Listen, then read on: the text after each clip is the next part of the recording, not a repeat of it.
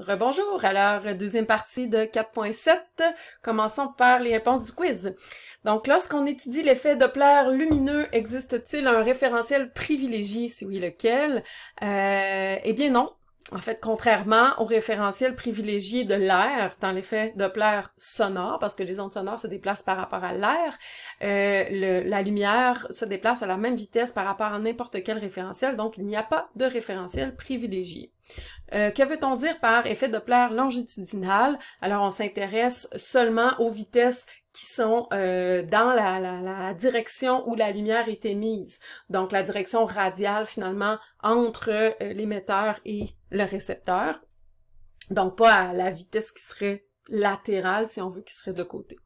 Lorsque la longueur d'onde reçue est plus grande que la longueur d'onde émise, on parle de décalage vers le rouge. Donc, on s'en va vers des fréquences plus petites. C'est des ondes moins énergétiques. On va voir dans le chapitre 5 que on s'en va vers le rouge. En fait, dans la partie visible du spectre, on s'en va vers le rouge, vers des grandes longueurs d'onde. Donc, c'est pour ça que ça s'appelle décalage vers le rouge. Dans la formule de l'effet Doppler lumineux, à quelle vitesse correspond la variable V? C'est la vitesse relative entre l'émetteur et le récepteur, mais on peut toujours considérer finalement que le récepteur est immobile et que c'est la vitesse de l'émetteur par rapport à lui. Maintenant, un petit exemple, donc dans la section... dans la situation 1, vous aviez dans une galaxie typique, les nébuleuses émettent une fraction importante de leur lumière à la longueur d'onde de l'arrêt H-alpha 656,3 nanomètres, et en raison de l'expansion de l'univers, une galaxie lointaine s'éloigne de nous à 0.3c. On désire déterminer la longueur d'onde de l'arrêt H-alpha qu'on observe dans le spectre de cette galaxie. Donc ça, c'est pas inventé, là. Effectivement, les galaxies se déplacent très rapidement par rapport à nous, même à des vitesses proches de la vitesse de la lumière. Elles sont extrêmement loin. Donc, on veut déterminer la longueur d'onde de l'arrêt qui est normalement émise à 656,3 nanomètres. Ça veut dire que dans le référentiel où elle est émise, la longueur d'onde, ça va être ça. Donc, on commence par trouver quelle est la fréquence, parce que l'effet Doppler dans l'équation, c'est la fréquence qui est utilisée. Donc, vitesse est égale à longueur d'onde fois fréquence, fait que la vitesse de la lumière divisée par la longueur d'onde va nous trouver la fréquence. Si vous avez un doute, gardez les unités. Vous allez pouvoir vous valider. Des mètres par seconde divisé par des mètres, les mètres s'annulent et ça nous laisse des 1 sur seconde, donc des hertz, des secondes moins 1. Donc, on a une fréquence de 4,571 10 à la 14 Hz. Et là, on applique notre effet Doppler. Comme la galaxie s'éloigne de nous, la fréquence va être diminuée. Donc, ça va être la combinaison de signes moins en haut, plus en bas, qui va nous donner quelque chose de plus petit. Fait qu'on choisit C moins la vitesse de la galaxie au numérateur et C plus la vitesse de la galaxie au dénominateur. Ensuite, on fait tout simplement appliquer l'équation, les C s'annulent, on peut diviser par C en haut et en bas, et on se retrouve avec la fréquence qu'on reçoit, et on a juste à refaire la même opération qu'au début, donc la vitesse de la lumière divisée par la fréquence, donc là on va avoir des mètres par seconde divisé par des 1 sur seconde, les 1 sur seconde vont s'annuler, il va nous rester des mètres, et ça va être notre longueur d'onde. Donc on observe tel que prévu, un décalage vers le rouge, c'est, comme on disait, ce qui nous a permis de découvrir l'expansion de l'univers, en fait, de constater le décalage vers le rouge de toutes les galaxies. Plus elles étaient loin, plus leur spectre était décalé vers le rouge. Donc, toujours les mêmes raies, mais décalées légèrement et de plus en plus à mesure que les galaxies étaient plus loin. Donc, ça a été super important comme découverte dans l'histoire de l'astronomie et c'est maintenant très utile comme une des multiples méthodes pour mieux connaître ce qui se passe dans les étoiles, les galaxies lointaines. Maintenant, ce problème-là était facile, on demandait juste la fréquence. Maintenant, plus intéressant, c'est de connaître le décalage par l'effet Doppler et d'essayer de déduire la vitesse. Donc, c'est un exemple évidemment un peu cocasse, là. Malcolm brûle un feu rouge et il raconte au policier que c'est à cause du décalage Doppler qu'il a cru que le feu rouge était vert. Est-ce que c'est une bonne excuse? Donc, supposons que la longueur d'onde du feu rouge, c'est 670 nanomètres et que celle du vert, c'est 550 nanomètres. Est-ce qu'il a pu se produire un décalage vers le bleu à ce point-là avec les vitesses à laquelle Malcolm peut aller? Donc, première chose, encore une fois, convertir la longueur d'onde en fréquence. Donc, vitesse de la lumière divisée par la longueur d'onde nous donne la fréquence dans chacun des deux cas. Donc, ici, F', c'est la fréquence perçue par Malcolm et F, c'est la fréquence émise par le feu. Comme lui, finalement, plaide qu'il a vu une fréquence plus élevée, une longueur d'onde plus basse, ben ça veut dire qu'il s'approche du feu, mais je pense qu'on le disait déjà, là. Donc, il s'approchait du feu, et donc, les signes, c'est plus en haut, moins en bas, pour que ça donne une fréquence reçue plus élevée. Donc là, on a un petit peu d'algèbre intéressante à faire parce que notre inconnu se trouve à être à deux endroits dans l'équation. En haut et en bas, ici, c'est la vitesse qu'on cherche. Donc, ce que je vous suggère, et ce qui est fait d'ailleurs dans la résolution de la situation, c'est de manipuler un petit peu algébriquement les équations avant d'aller remplacer les chiffres par des grosses affaires comme ça, là, avec des virgules, puis des fois 10 à la 14. Donc, commencez par essayer d'isoler votre vitesse avec l'expression algébrique, puis ensuite, juste remplacer une fois par le chiffre. Donc ici, il est clair que si on veut se débarrasser de la racine carrée, on va avoir la combinaison f' sur f au carré à manipuler. Fait qu'on peut même lui donner un petit nom, là, puis la calculer une fois pour toutes ensuite. Donc f' sur f au carré à gauche, on appelle ça x, et on la calcule. Donc qu'est-ce que ça donne f' sur f au carré? Bon, ben 1,484. Typiquement, s'il n'y a pas un gros décalage, ça va être 1, quelque chose de petit. Parce que dans le fond, c'est combien de fois au carré la nouvelle fréquence et l'ancienne fréquence. Donc ici, bon, ce fameux x, si on veut isoler le v, on va multiplier par le dénominateur des deux côtés. Donc on va avoir cx moins vx. Et là, on veut envoyer toutes les v du même côté. Donc on va avoir cx moins c, tout simplement, à gauche, et vx plus v, tout simplement, à droite. Donc, on peut mettre ici v en évidence, et si on l'isole, ça nous donne x moins 1 sur x plus 1 fois c.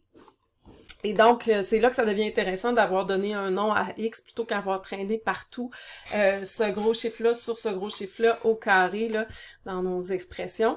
Et donc, là, on est rendu à l'étape de pitonner. Qu'est-ce que ça donne? Et ça donne 20% de la vitesse de la lumière. Donc, Malcolm, s'il allait véritablement à 2,11 à la 8 km à l'heure, ben, le policier avait une autre bonne raison de l'arrêter. Je pense qu'il aurait perdu beaucoup de points de démérite. Donc, finalement, il est mieux d'avoir tout simplement brûlé son feu rouge. Maintenant, je vous laisse sur ce problème en vous donnant quelques petites indications supplémentaires et je vais mettre le lien vers la solution, là, donc soit je vais la mettre sur les A ou je vais la mettre dans les commentaires ou la description de cette vidéo-ci. Mais je veux vous laisser l'essayer. Donc, un radar, finalement, ça fonctionne avec... On avait fait des simulations de radar dans le chapitre 1, mais en réalité, c'était des sonars. Hein, on utilisait les ondes sonores ou ultrasonores. Mais en réalité, ça fonctionne avec les ondes électromagnétiques. Donc, imaginez qu'on envoie une onde à une certaine fréquence, 24,2 GHz, vers une voiture qui se rapproche et l'onde rebondit. Alors attention, ici, il y a un aller et un retour. Là, c'est le temps de mettre ensemble ce qu'on a fait dans le chapitre 1 avec ce qu'on vient de voir. Souvenez-vous ce qu'on faisait avec l'effet Doppler quand on avait un aller et un retour. Il fallait faire deux étapes. Donc, F' reçu par la voiture, puis ensuite F'' reçu à nouveau par le radar.